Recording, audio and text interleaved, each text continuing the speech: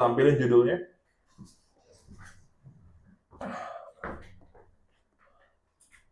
Saya akan coba cepat, walaupun banyak sebenarnya yang saya sudah siapin. Saya nggak tahu saya bisa sharingin itu semua apa enggak.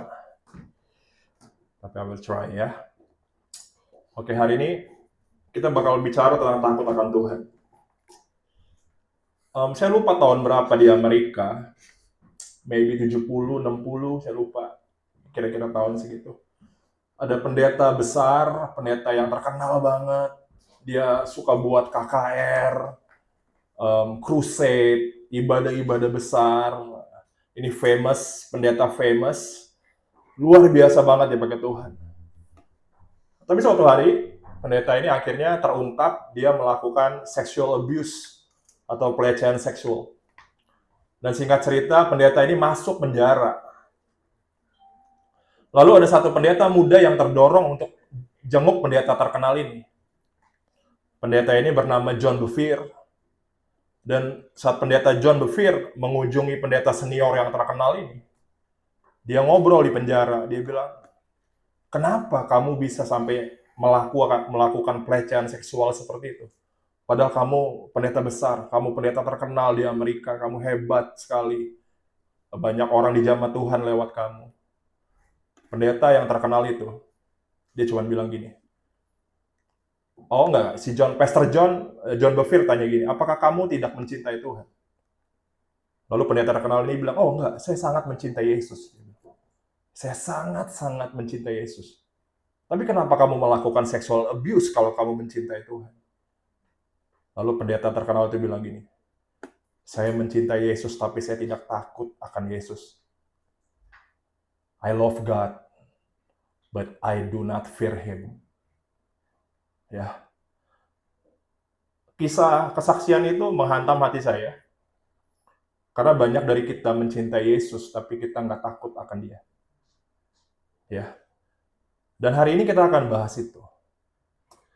Kalau kamu sering dengar khotbah, ya kalau kamu sering nonton stream khotbah di YouTube, kayak saya, kamu akan menemukan banyak sekali pengkhotbah-pengkhotbah zaman sekarang itu bicara seperti ini. Di perjanjian baru, takut akan Tuhan itu udah nggak ada lagi. Konsep takut akan Allah itu hanya ada di perjanjian lama. Di perjanjian baru nggak ada lagi takut akan Allah. It's all about love. Banyak pendeta di zaman sekarang itu bilang gitu. Nah ini mengerikan sekali, karena ini akan menyesatkan banyak orang. Ya, akhirnya banyak orang akan kehilangan rasa takut akan Allah. Padahal itu sangat penting dalam kehidupan kekristenan. Karena kalau kita cuma punya kasih akan Allah, tapi kita nggak punya takut akan Allah, kita bisa tetap mencintai Tuhan, kita tetap bisa suka worship, kita suka ke gereja, tapi kita juga suka dosa. Ya, gitu. Kita hidup berseberangan dengan Tuhan. Tapi kalau dengan takut akan Allah, kita akan belajar hari ini. Nah, sini yang saya mau tabrak adalah pengajaran-pengajaran modern yang bilang kalau pengajaran konsep takut akan Allah di perjanjian baru udah nggak ada. Ini saya mau tabrak dulu.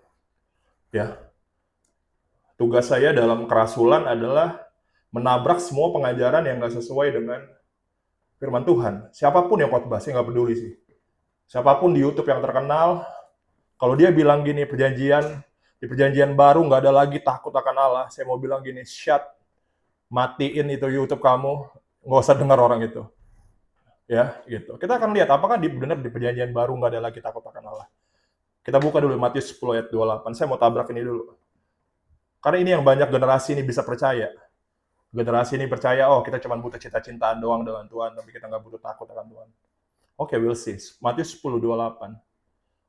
Firman Tuhan Yesus yang ngomong loh, dia bilang gini, jangan takut kepada mereka yang dapat membunuh tubuh, tetapi yang tidak berkuasa membunuh jiwa. Takutlah, Yesus yang bilang, di perjanjian baru ya ini ya, di Matius dia bilang, takutlah terutama kepada Dia yang berkuasa apa? Membinasakan baik jiwa maupun tubuh di dalam mereka.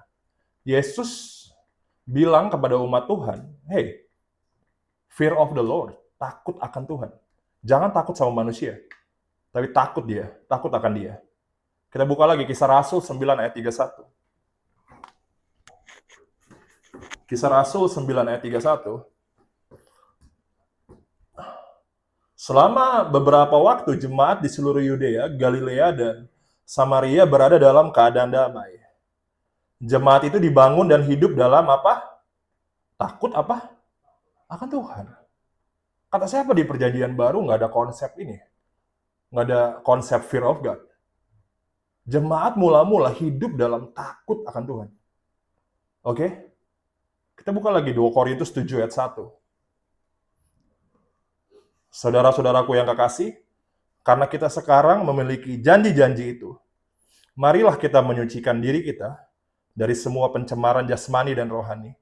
Dan dengan demikian apa? Menyempurnakan kekudusan kita dalam apa? Takut akan Allah.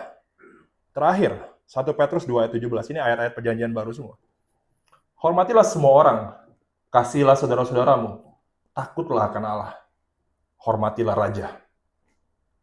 Jadi kalau ada orang bilang, di perjanjian baru nggak ada lagi konsep takut akan Allah. Kita nggak perlu takut lagi sama Tuhan. Sorry, saya mau bilang itu pengajaran yang keliru. Tapi itu yang generasi ini suka dengar. Kita suka dengar kalau Yesus sayang sama kita, ya. Kita suka dengar itu. Tapi lagi ngomongin tentang takut akan Tuhan, kita nggak suka. Nah, kita akan masuk lebih dalam tentang pengertian ini, tentang the fear of God. Seperti apa sih seseorang yang punya takut akan Allah? Itu yang pertama kita akan pelajari. Yang kedua, bagaimana kita bisa menumbuhkan rasa takut akan Allah di dalam hati kita? Yang ketiga adalah apa sih benefit dari takut akan Allah? Saya percaya gini, Amsal 16 ayat 6, saya akan dengan cepat, Amsal 16 ayat 6, bantu saya. Dengan kasih dan kesetiaan, kesalahan diampuni. Karena takut akan Tuhan, dibilang apa? Orang menjauhi kejahatan. Jadi ciri simpel aja. Ciri simpel orang takut sama Tuhan, itu menjauhi kejahatan. Menjauhi, jadi gini loh, ini konsep menjauhi kejahatan, ya. Lagi terjadi perdebatan besar di TikTok, ada satu akun perempuan itu, saya lupa nama perempuan itu, nggak jelas. Dia ada sebuah gereja yang di diskotik di Bali, namanya Atlas, tahu itu? Ya jangan pura-pura nggak tahu lah ya. Ada satu diskotik di Bali, kalau kamu sampai Bali, baru sampai turun dari airport tuh, dari Bali udah ada tuh. Udah ada apa namanya itu, kayak counter-counter ngajakin kamu ke diskotik tuh. Ayo ke Atlas gitu kalau kamu nyampe Bali, ya. Baru juga nyampe udah diajakin dugem gitu di Bali. Ya. Dan tapi di atas itu setiap hari Minggu juga dipakai dalam sebuah ibadah. Ada sebuah gereja, saya nggak sebut merek gerejanya lah ya. Ada gereja pakai Atlas itu jadi tempat ibadah. Ya. Nah, dan itu rame. Isinya tuh bule-bule, ya. Ada juga orang Indo kebule-bulean juga ada, ya. Indo belaga bule gitu. Nah, si Indo belaga bule ini ada satu perempuan, dia posting, dia tuh ibadah pakai baju seksi banget. Seksi banget. Langsung dia bilang begini, Tuhan itu melihat hati, dia bilang. Kita ibadah, yang penting Tuhan melihat hati, dia bilang gitu. Ya. Dan itu lagi viral di TikTok, kalau kamu nggak tahu ya, saya kasih tahu ini. Pakai baju seksi, dia ibadah angkat-angkat tangan. Wah, ketek kemana-mana segala macam. Ya, nggak ada lagi fear of the Lord, nggak ada lagi. Alkitab bilang beribadahlah dengan takut dan gemetar, nggak ada lagi hal-hal itu di gereja. Dan itu seperti dinormalisasi. Tapi puji Tuhan ada influencer Kristen juga yang menentang statement itu. Ya, ada juga yang influencer Kristen yang ibadah kebetulan di situ, dia bilang, saya juga ibadah di situ loh. Saya nggak menormalisasi itu. Ya, jangan sampai orang-orang berpikir ya gereja kita kayak gitu. Kalau gereja kita itu oke gitu, dengan ibadah pakai baju saya seksi gitu. Ya. Problemnya ini yang jadi problem bagi generasi ini. Generasi ini kehilangan takut akan Allah. Ya. We lost it. Kita kehilangan the fear of the Lord. Ya, yang penting Tuhan lihat kita, Tuhan sayang kita kok. Ya, ini kita nggak ngerti lagi. Alkitab tulis, orang yang takut akan Tuhan, menjauhi kejahatan. Menjauhi kejahatan tuh gini loh. Ada api, dijauhin. Ya, ada anak muda bilang, ya Kak, saya mah karaokean doang kok, gitu. Di mana? Sekarang karaoke di mana sekarang? Dulu di Inul ya, sekarang di mana? Masterpiece ya. Saya udah lama nggak karaoke jadi saya lupa ya. Ya, ya kita karaokean doang kok, gitu. Pertanyaannya bukan emang karaokean berduaan di Masterpiece dosa? Ya enggak. Tapi kamu nggak menjauhi kejahatan. Jadi ada api itu kamu nggak jauhin, kamu deketin ya, gitu. Jadi takut akan Tuhan itu bukan cuma soal dosa apa nggak dosa. Orang-orang yang takut akan Tuhan itu mengantisipasi diri mereka untuk nggak jatuh dalam dosa. Mereka menjauhi itu. Coba itu baca, Pak. Menjauhi ya. Ya. Mereka udah jauhin itu dulu. Jadi nggak perlu lagi pakai tanya-tanya, emang salah begitu. Kita mesti jauhin itu. Hal-hal yang membawa kita ke dalam dosa, kita mesti jauhi. Nah jadi, orang artinya gini, orang yang hidup dalam takut akan Tuhan, hidupnya itu berhati-hati. Mereka nggak sembarangan, ya. Mereka itu sangat berhati-hati. Mereka menjauhi kejahatan mereka, menjauhi segala kemungkinan yang akan membawa mereka dalam kejahatan atau dalam dosa. Jadi mereka berhati-hati. Berhati-hati sekali dalam langkah mereka. Itu definisi dari ciri orang takut akan Tuhan. Jadi kita bisa cross-check sama-sama di hati kita ya, pagi ini. Apakah kita orang yang takut akan Tuhan? Kalau hidup kita nggak hati-hati, sikat-sikat aja ya, gitu. Yang penting seru, yang penting happy, yang penting hidup kita nggak hati-hati, mungkin the fear of the Lord belum ada di hati kita. Ya kita cinta Tuhan, tapi fear of God belum ada. Nah pertanyaannya gini, bagaimana kita bisa menumbuhkan rasa takut akan Allah itu di hati kita? Itu kan pertanyaannya. Bagaimana sih itu bisa muncul di hati kita sebagai orang Kristen? Kalau hari ini saya nggak takut sih sama Tuhan. Kayak cuek-cuek aja, yang penting ya yang gue tahu Tuhan sayang sama gue aja dah. Yang lain mah nggak usah gue pikirin gitu. Nah kita akan belajar ya.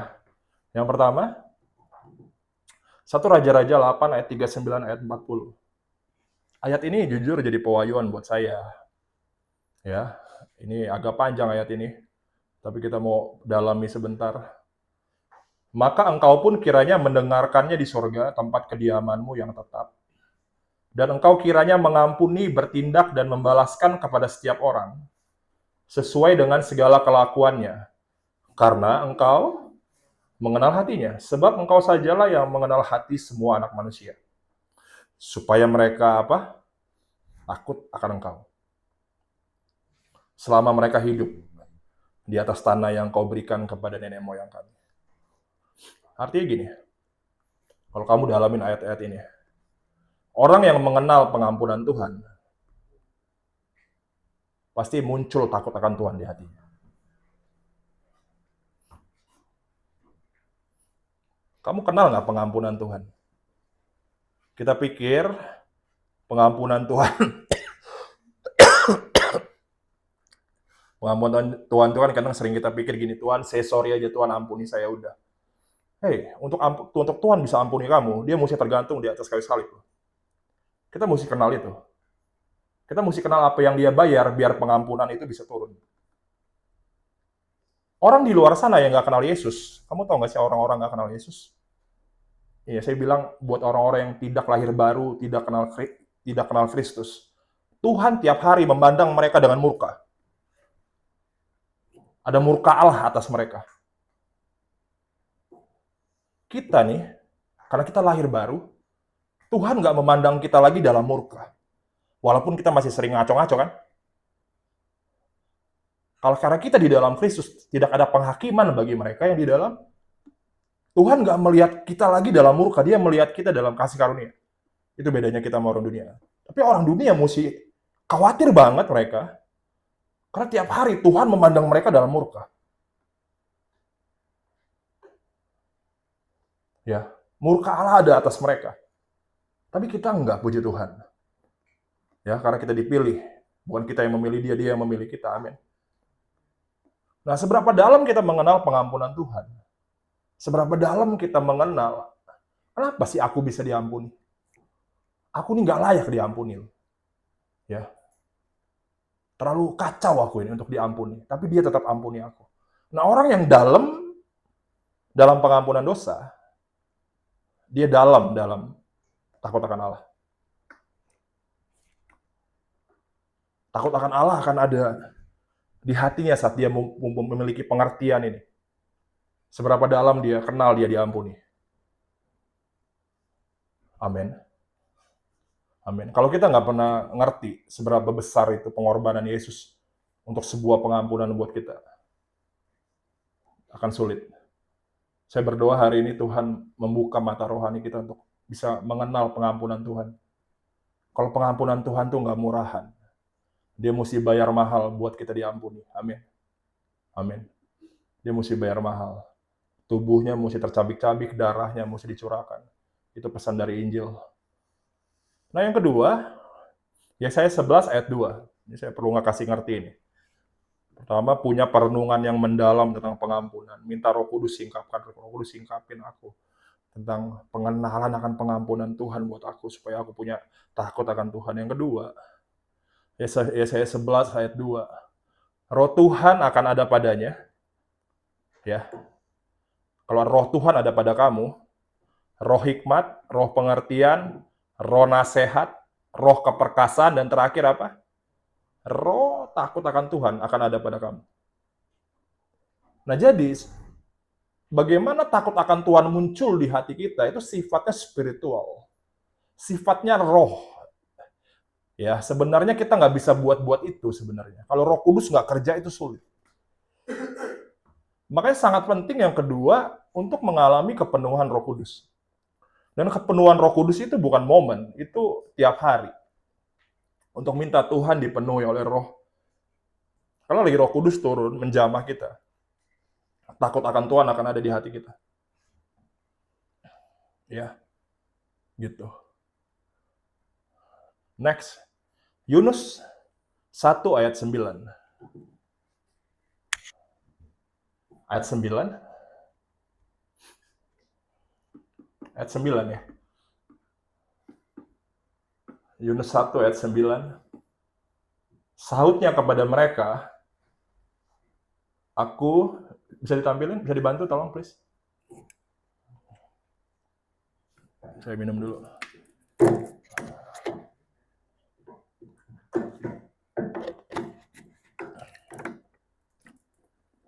Oke, sahutnya kepada mereka, aku seorang Ibrani. Ya, ini Yunus. Dia punya confidence banget, dia bilang gini, aku seorang yang takut akan Tuhan. Kamu punya keyakinan itu untuk bisa berkata ini? Enggak semua orang Kristen punya kemampuan ini. Aku seorang Ibrani, aku takut akan Tuhan.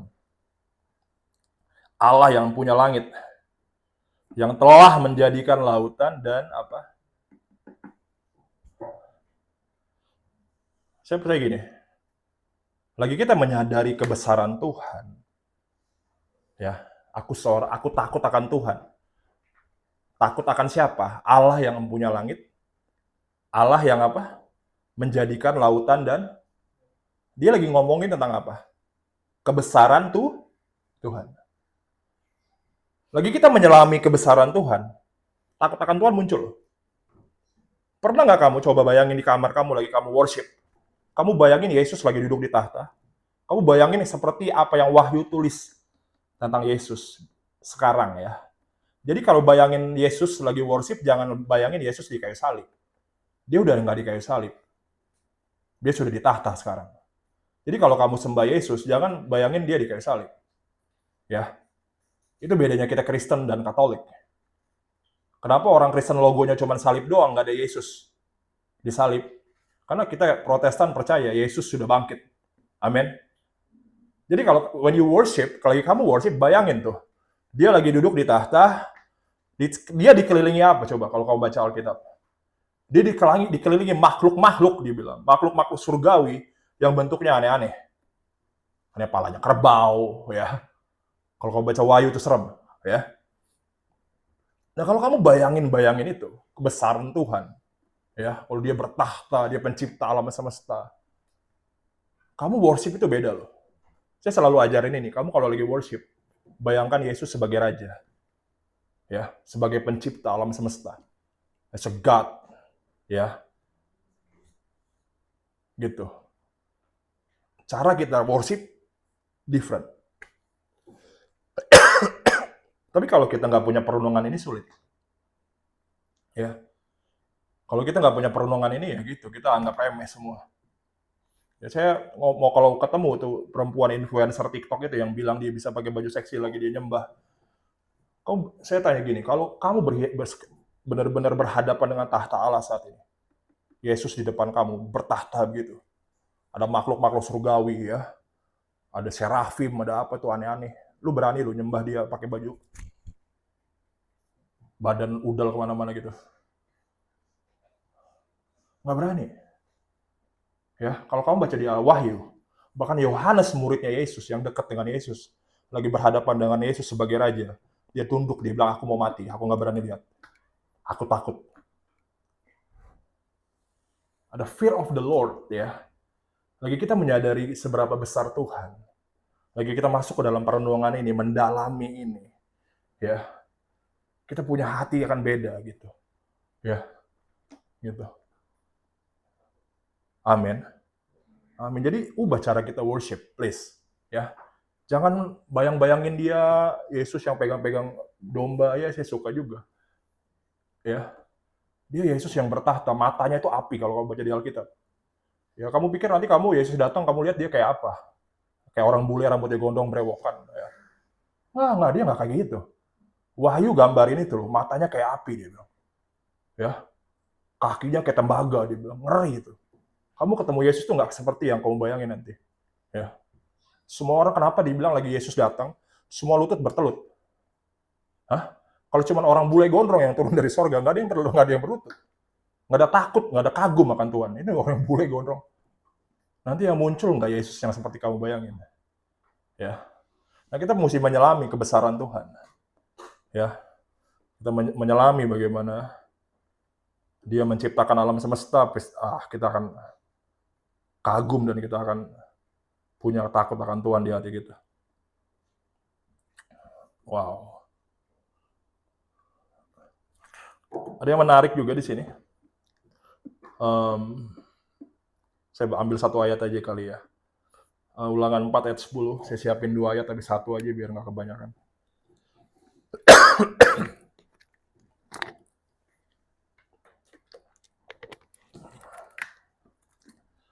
Ulangan 4 ayat 10, yakni hari itu. Ketika engkau berdiri di hadapan Tuhan Allahmu di Horeb, waktu Tuhan berfirman kepadaku, suruhlah bangsa itu berkumpul kepadaku, maka aku akan memberi mereka mendengar segala perkataanku, sehingga mereka takut kepadaku selama mereka hidup di muka bumi. Wow. Mendengar perkataan Tuhan bisa membuat orang Israel takut kepada Tuhan. Artinya apa? Makin kita baca Alkitab, kamu akan makin kamu kenal firman, makin kamu takut sama Tuhan. Ini waktunya generasi ini balik back to the Bible. Read your Bible. Ya. Baca Alkitab kamu, please. Ya, generasi ini butuh baca Alkitab. Butuh back to the Bible. Kalau nggak, kita nggak akan pernah punya takut akan Tuhan di hati kita. Alkitab udah bilang, orang Israel disuruh kumpul, langsung mendengar segala perkataanku supaya mereka takut kepada aku, kata Tuhan. Artinya mendengar firman Tuhan mengubah hati kita. Dari hati kita yang remeh-temeh kepada Tuhan, jadi sangat menghargai Tuhan. Amin. Read your Bible. Amin. Amin. Dan terakhir, 2 Tawarik 26 ayat 5. Kamu kalau khotbah, Kosanto kalau khotbah banyak banget ayatnya. Kamu mesti bersyukur. Sekarang banyak pendeta kalau khotbah nggak ada ayat. Ya. Banyak pendeta ngomong ngalor ngidul 20 menit ayatnya nggak ada yang keluar. You must be worried loh. Serius. You must be worried. Kalau kamu dengar preacher sekarang nggak nongolin ayat, apa yang kita khotbahin di sini? Opini kita? No. We preach the word of God. 2 Tawarik 26 ayat 5.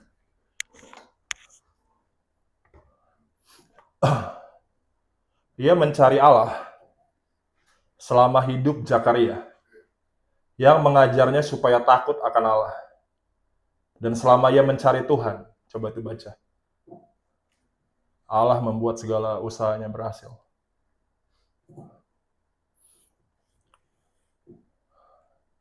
Dia mencari Allah yang mengajarnya supaya takut akan Allah. Jadi yang bisa ngajarin kamu untuk takut akan Tuhan cuma Tuhan.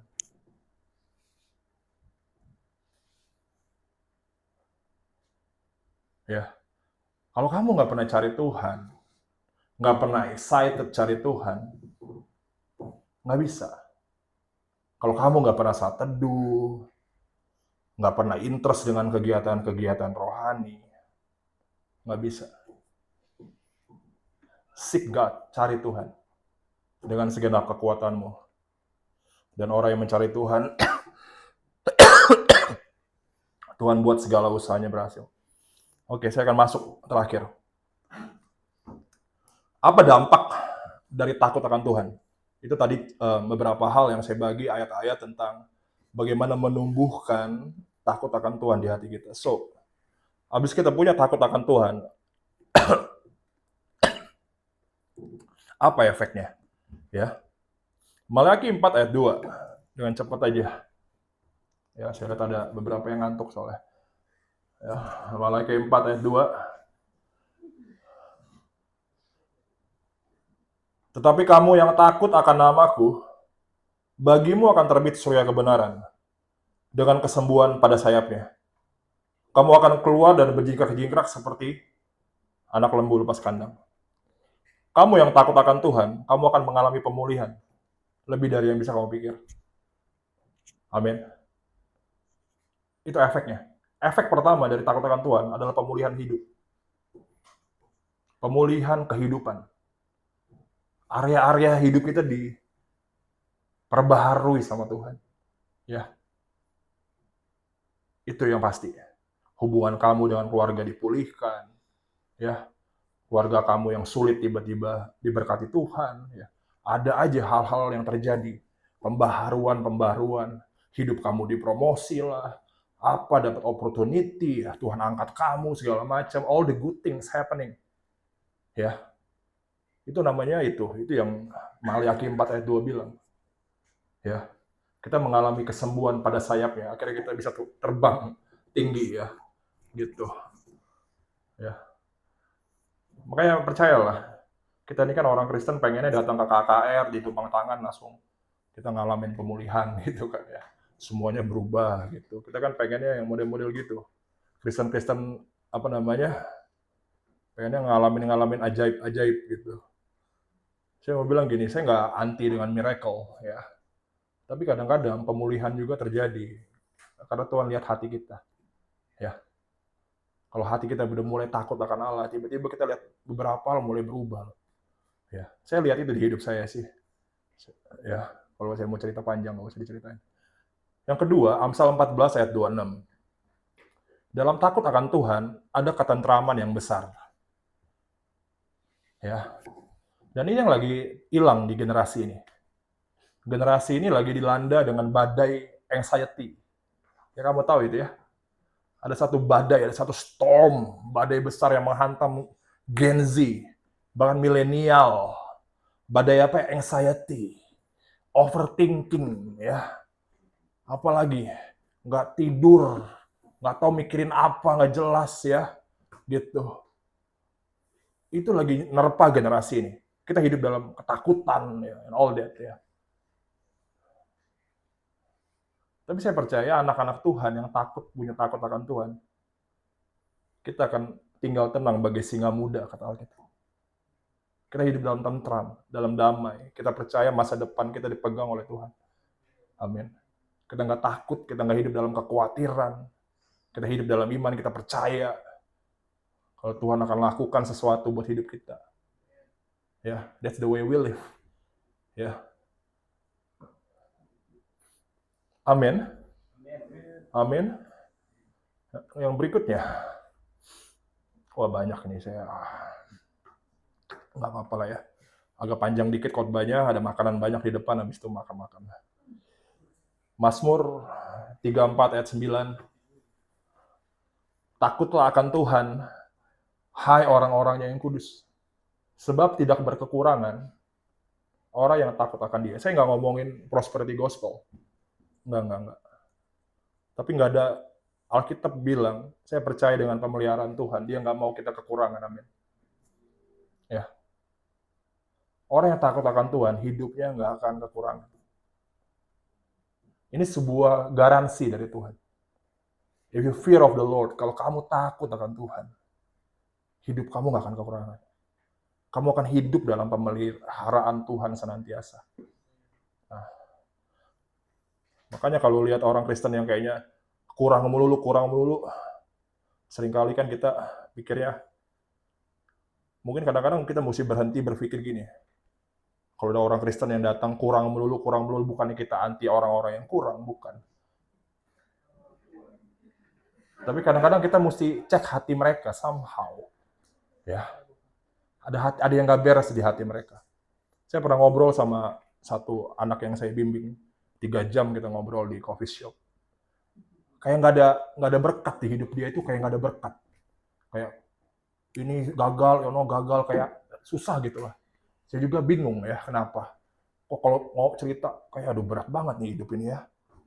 Gitu. Tiba-tiba kayak Roh Kudus kasih tahu di hati saya bilang gini, kamu nggak ngalamin terobosan di area keuangan karena ada hati kamu yang nggak beres tentang uang, saya bilang. Kadang-kadang sikap hati kita menentukan terobosan, ya, terobosan, ya, dalam hidup kita. Kalau hidup hati kita benar, saya percaya kita alami pemeliharaan Tuhan. Amin. Mazmur 25 ayat 12 dan 13.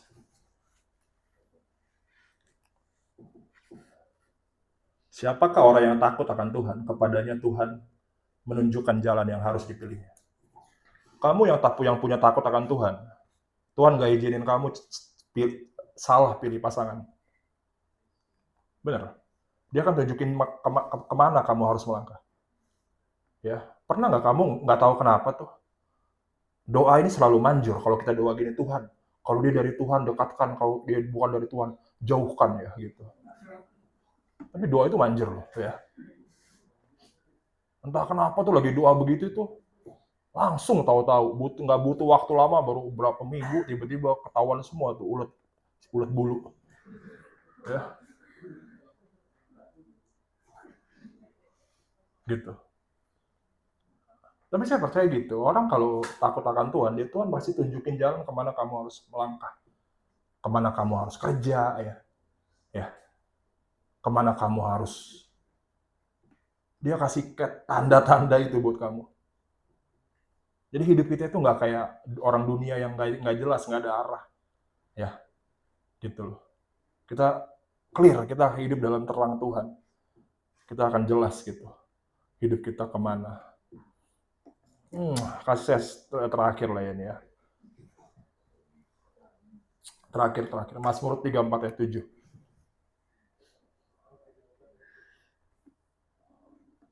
Malaikat Tuhan berkemah di sekeliling orang-orang yang takut akan Dia, lalu meluputkan mereka. Kamu percaya nggak sih kalau ada spiritual warfare yang going on yang kamu nggak sadar? Ada peperangan rohani yang kamu nggak sadari sebenarnya terjadi. Ya, iblis ingin menghancurkan, mencuri, membunuh, membinasakan. Di alam roh itu banyak karya-karya kegelapan yang sebenarnya coba hancurin hidup kita. Tapi kalau kita punya takut akan Tuhan,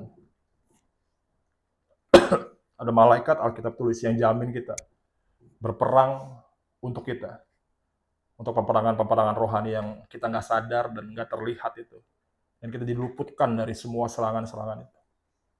Amin. Sehingga hal-hal yang buruk nggak terjadi. Makanya doa Bapa kami bilang, lepaskanlah kami daripada yang jahat. Ya, deliver us from evil. Ya, itu yang terjadi di sini. Lagi kita punya fear of the Lord, kita dijauhkan dari hal-hal jahat, dari hal-hal yang buruk yang mau coba hancurin hidup kita. So, saya undang bagi berdiri, come on.